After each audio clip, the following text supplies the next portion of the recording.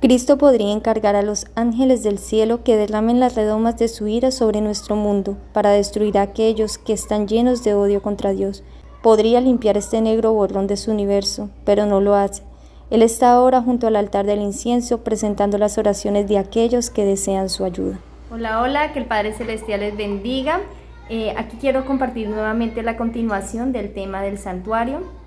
La última vez estuvimos estudiando el tema de lo que fue el candelabro de oro y sus 7 brazos. En el día de hoy vamos a estudiar el altar del incienso. Este lo encontramos en Éxodo capítulo 30, versículo 1 al 10. Y sus medidas eran de 45 centímetros por 45 centímetros y 90 centímetros de alto. Realmente es un mueble muy pequeño, pero que nos deja grandes enseñanzas. Este estaba hecho de madera de acacia, igual que los demás muebles, lo cual ya hemos venido estudiando que representaba la humanidad de Cristo, y era recubierto de oro, lo que representa la divinidad de Cristo. Ahora, este altar, al igual que el altar del sacrificio, también tenía 4 cuernos.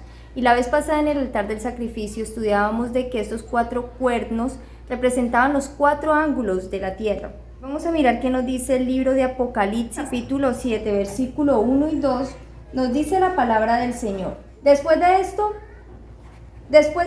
vi a 4 ángeles en pie sobre los 4 ángulos de la tierra, que detenían los 4 vientos de la tierra, para que no soplase viento alguno sobre la tierra, ni sobre el mar, ni sobre ningún árbol. Vi también a otro ángel que subía donde sale el sol y que tenía el sello del Dios vivo, y clamó a gran voz a los 4 ángeles, a quienes se les había dado el poder de hacer daño a la tierra y al mar. Hoy vamos a estudiar lo que significa la intercesión de Cristo en la actualidad para nosotros. Yo sé que este tema lo hemos tocado mucho, pero hoy vamos a profundizar un poco cómo esto afecta a cada una de nuestras vidas. Sobre él se ofrecía era el incienso aromático. Ahora vamos a ver qué significa el incienso aromático. ¿Qué nos dice Apocalipsis capítulo 5, versículo 8? Dice la palabra de Dios. Y cuando hubo tomado el libro, los 4 seres vivientes y los 24 ancianos se postraron delante del Cordero. Todos tenían arpas y copas de oro llenas de incienso, que son las oraciones de los santos. Entonces acá la palabra de Dios nos dice que el incienso representa las oraciones de los santos. Pero estas oraciones no tendrían ningún mérito si no fueran acompañadas con los méritos santos del Salvador. A la final, el sacrificio de Cristo no hubiese tenido ningún valor si Él no hubiese resucitado para hacer la intercesión que actualmente está realizando en favor de nosotros. Ahorita vamos a ver de qué manera era que se ministraba en este mueble, porque Cristo presentó primero delante del Padre Celestial su sangre, y cada vez que Él intercede, Él clama delante del Padre Celestial: Padre, mi sangre, mi sangre, mi sangre. Él no podía presentarse delante del Padre Celestial para cumplir el ministerio del sacerdote sin antes haber presentado un sacrificio, porque recordemos que la palabra de Dios dice que sin derramamiento de sangre no se hace remisión de pecados. Entonces, una vez que el Salvador hubo entregado su vida en favor del pecador, Él pudo subir a la presencia del Padre y recibió la aprobación del Padre Celestial, y Él mismo lo constituyó sumo sacerdote para que intercediera en favor de nosotros. Este mueble está ubicado en la parte del frente del velo que separaba el lugar santo del lugar santísimo. La quebrantada ley de Dios, que son los 10 mandamientos expuestos en el libro de Éxodo 20, fue lo que hizo necesario un sacrificio, una expiación por causa de los pecados. Ya hemos venido estudiando qué significa o qué simbolizaba este cordero, que simbolizaba la muerte de nuestro Salvador.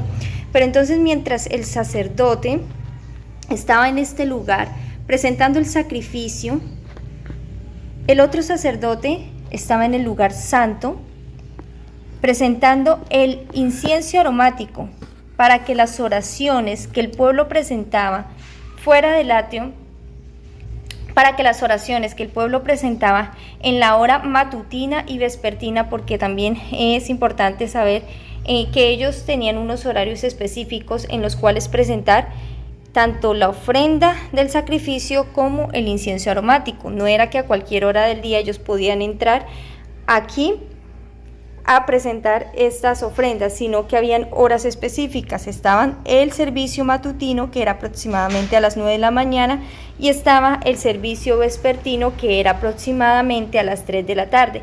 Pero estas dos cosas, lo que era el sacrificio y el incienso, se presentaba en este mismo horario, y en esas horas el pueblo estaba fuera del santuario presentando las oraciones, escudriñando sus corazones y clamando a Dios por perdón, y clamándole a Dios para que perdonara sus pecados. Y recordemos que el pecado es la transgresión de la ley de Dios. Y efectivamente estas oraciones eran escuchadas, porque la sangre de este sacrificio finalmente era llevada hasta el lugar santo, y esta sangre se esparcía en el velo, a través del velo, para hacer expiación por los pecados del pueblo. Por eso era necesario que una vez al año el sumo sacerdote, que era el que tenía las vestiduras sagradas, se presentara en el lugar santísimo e hiciera la purificación del santuario.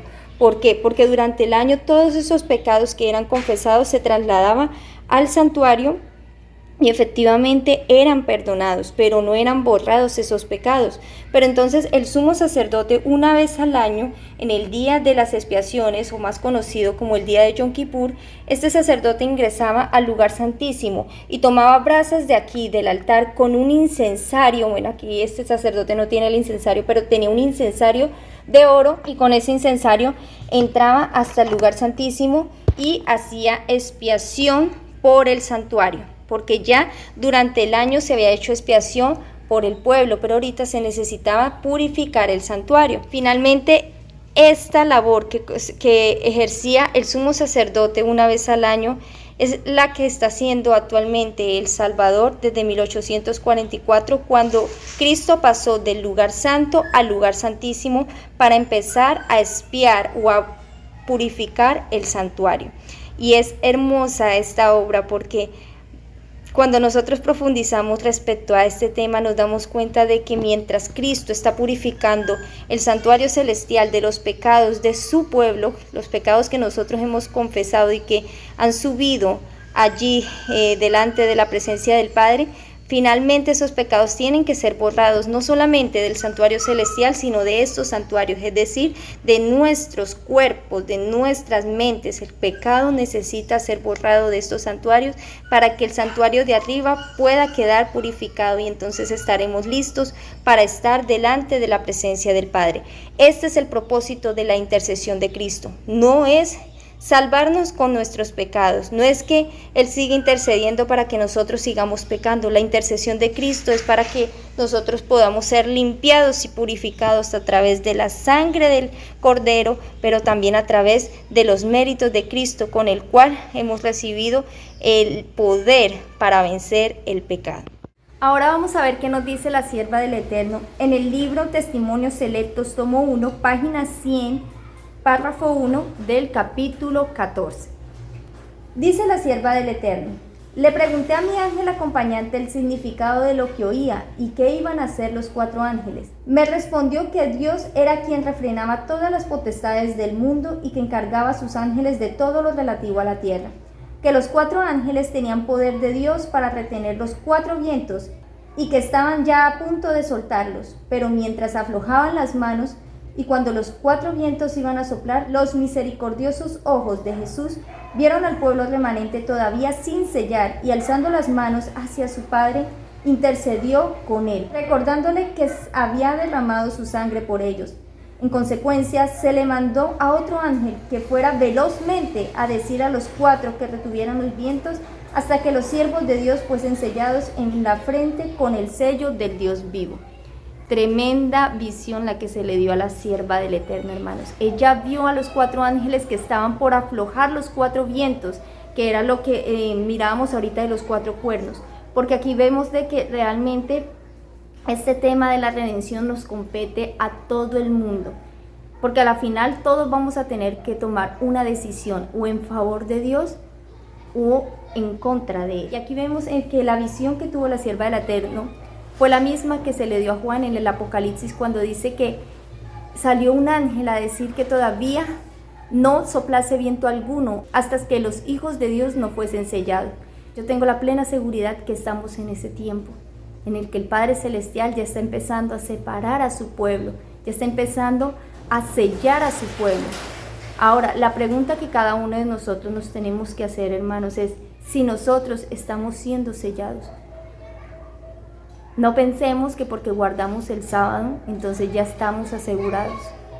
Porque, hermanos, el sábado es la señal, pero el sello de Dios es el Espíritu de Dios, es la aprobación de Dios, de que verdaderamente Él nos ha reconocido como suyos, que le pertenecemos por creación, no solamente, sino también por redención, que hemos adoptado este plan que el Padre Celestial ha dispuesto para nuestras vidas. Aquí en el altar del incienso vemos cuál es la obra que en la actualidad está haciendo el Salvador.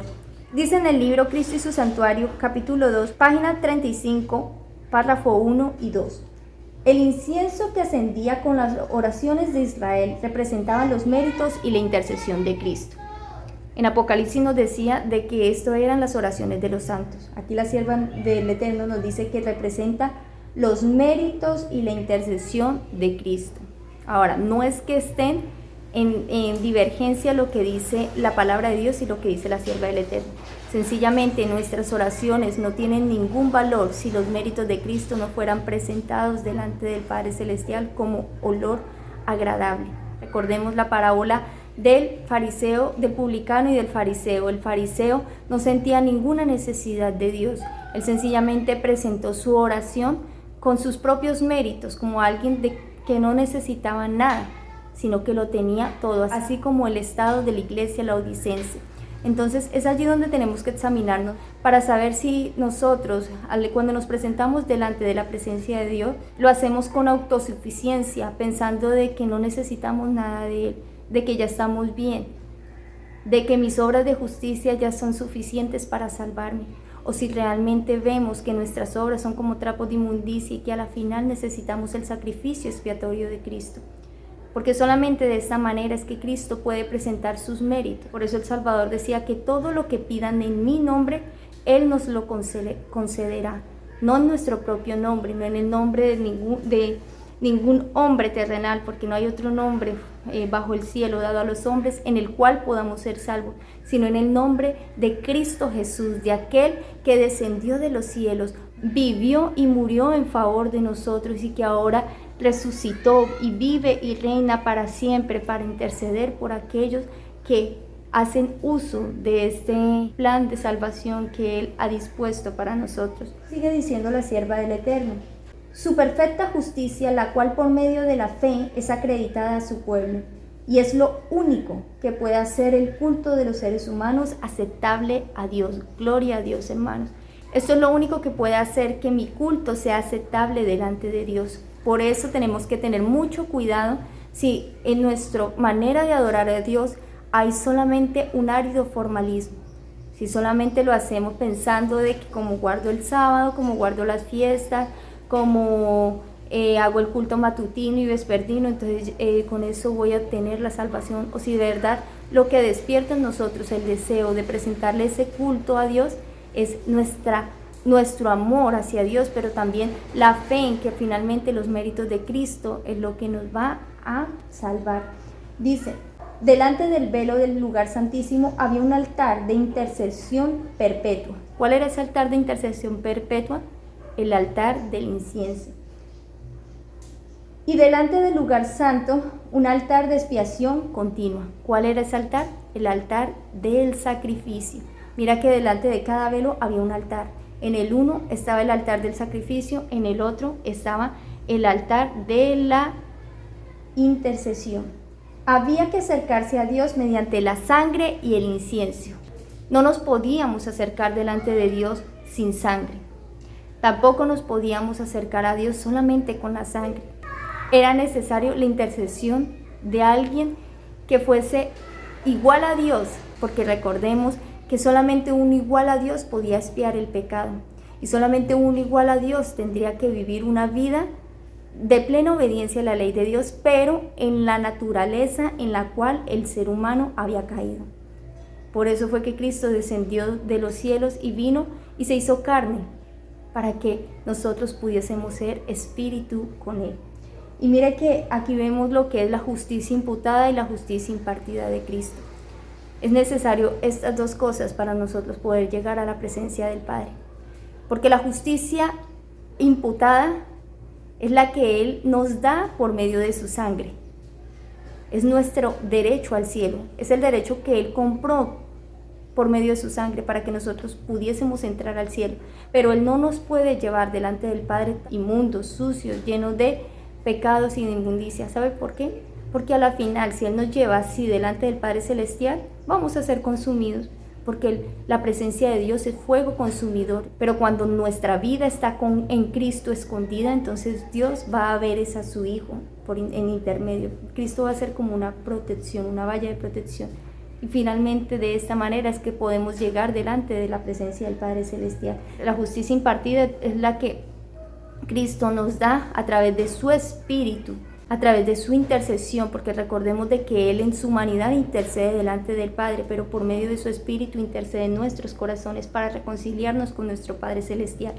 Y Él nos reconcilia haciendo un cambio, una transformación en nuestras vidas para que nosotros podamos estar limpios, purificados y podamos finalmente gozar de la presencia de un ser santo, porque solamente los seres santos son los que van a poder estar delante de la presencia del Creador. Sigue diciendo la palabra: había que acercarse a Dios mediante la sangre y el incienso, símbolos que señalaban al gran mediador, a través de quien los pecadores pueden acercarse a Jehová, y a través de quien únicamente puede otorgarse misericordia y salvación al alma arrepentida y creyente. Ahora prestemos la atención a esta otra parte que dice la sierva del Eterno.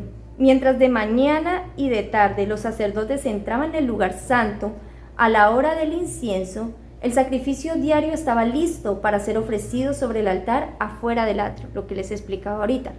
En la hora matutina y en la hora vespertina, 9 y 3 de la tarde, mientras el sacerdote entraba a presentar el incienso para intercesión del pueblo que estaba en esa hora orando, también había otro que estaba presentando la expiación, que era la sangre del cordero.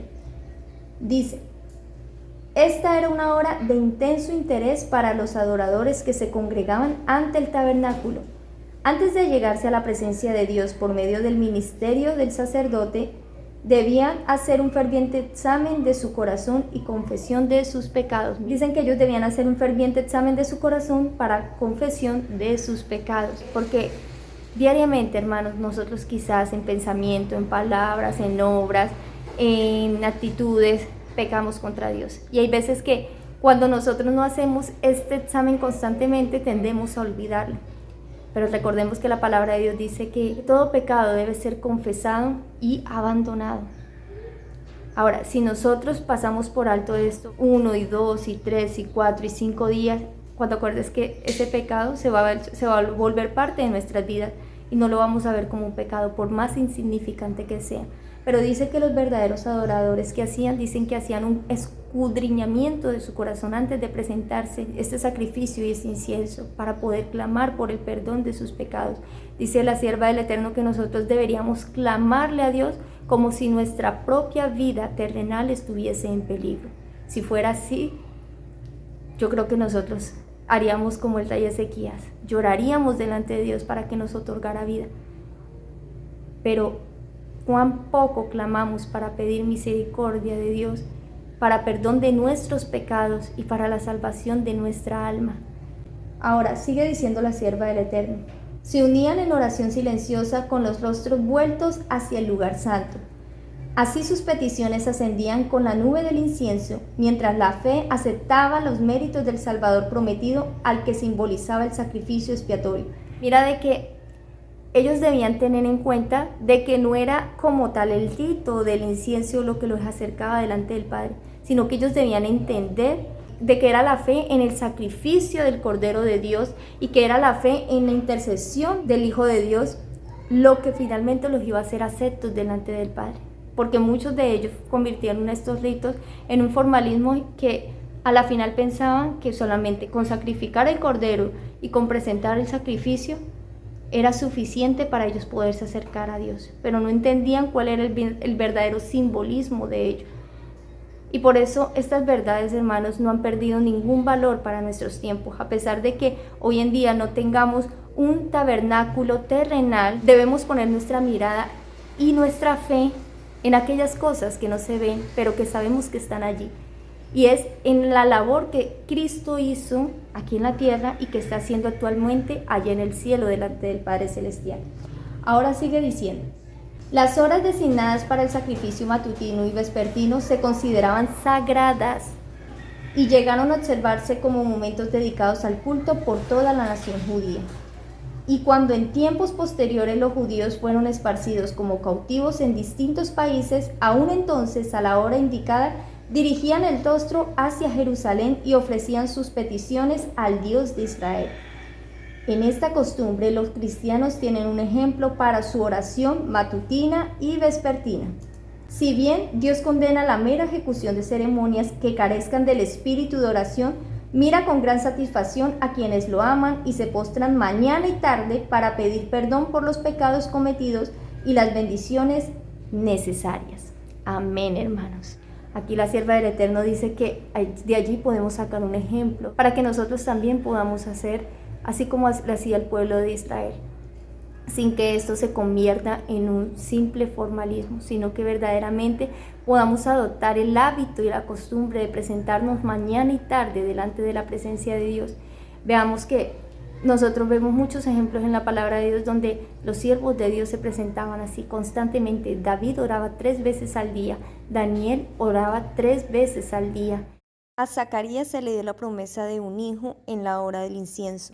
Pedro, cuando se le dio la visión del incienso, estaba orando en estas horas específicas, y también a Cornelio. De hecho, él estaba también presentando su oración en estos mismos horarios. No es casualidad que la palabra de Dios nos registre todas estas cosas, porque de cierta manera podemos nosotros estudiar a través de la palabra de Dios que Dios ha dado tiempos específicos, y durante esos tiempos específicos Él se presenta y se manifiesta de una manera especial, que ojalá nosotros también pudiésemos adoptar esta costumbre, que no se nos vuelva ni un formalismo ni una carga tampoco, sino que con amor podamos decirle al Padre Celestial que ponga en nuestro corazón el deseo de presentarnos mañana y tarde delante de la presencia de Él, que nos recuerde cuáles son los pecados que hemos cometido durante ese lapso de tiempo y podamos confesarlo y pedir al Padre Celestial perdón del pecado, pero también fortaleza para vencer el pecado. Y más en estos tiempos, hermanos, donde la iniquidad sobreabunda en medio de esta generación mala y perversa. Aprovechemos esta intercesión que el Salvador está haciendo actualmente por nosotros, porque muy pronto, hermanos, esta intercesión va a dejar de ser. Muy pronto ya el Salvador va a decirle a los 4 ángeles que están atando los 4 vientos que finalmente sean soltados, y entonces dirá Él: consumado es, hecho está. El que es limpio siga siendo limpio, el que es inmundo siga siendo inmundo, el que es santo siga santificándose. La invitación en esta hora es a que ojalá podamos hacer uso de esa intercesión que el Salvador está ofreciendo en favor de nosotros en la actualidad. ¿De qué manera le podemos hacer uso? Oremos. Dice la sierva del Eterno que cuán extraño es que el pueblo del Creador ore tan poco y desaprovechemos tanto este privilegio de la oración, de podernos presentar delante del Padre Celestial para pedirle fortaleza. Pero ¿sabe por qué es, hermanos? Porque tristemente nos falta fe. Si tuviésemos fe como un grano de mostaza, nosotros nos gozaríamos delante de la presencia de Dios para pedir perdón de los pecados, para pedirle fortaleza, para pedirle valor, para pedirle que nos ayude a vencer el pecado, para pedirle que nos ayude a trabajar por Él, para pedirle, para interceder por nuestros familiares, para pedirle que aumente los obreros en la viña del Señor. O sea, tantas cosas. Si nosotros nos ponemos a analizar, hay tantas cosas que le podemos pedir, pero al momento de orar somos tan remisos, nos paramos tan rápido en nuestras rodillas. Pero la invitación, hermanos, es que le pidamos al Padre Celestial, y vuelvo y reitero, sin que se vuelva ni una carga ni un formalismo, sino como lo que verdaderamente Dios quiere que sea la oración para nosotros, un privilegio. Que el Padre Celestial les bendiga y espero que esta pequeña meditación haya sido de bendición para sus vidas. Chao, chao. Y recuerden que Cristo vuelve pronto, preparémonos.